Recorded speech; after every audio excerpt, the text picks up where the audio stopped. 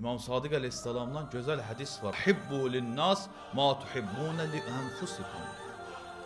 Cəmaət üçün o şeyləri sevirsiniz.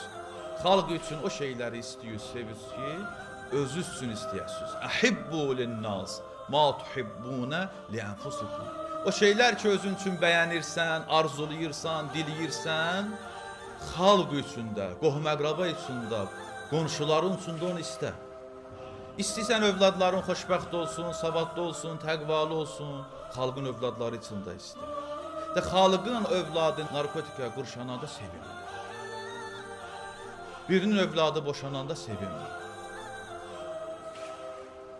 O şey ki, özün üçün istəyirsən, sərvətin olsun, övladın olsun, dövlətin olsun, mənəvi məqama yüksələsən, ixlaslı olasan, təqvalı olasan, əxlaqlı olasan, hər nə özün üçün istəyirsən, müsbət mənada söhbət gedir. Xalq üçün də istəyəsən, sevəsən. Burada məsələ var. Bunun incəlikləri. Təkcə maddiyyatda deyil, qardaşlar. Həyatın bütün sahələrində əgər insan bu cür ola bilsə, bu olur gözəl və kamil insan. Bu xasiyyətin özü insanı kamilləşdirir.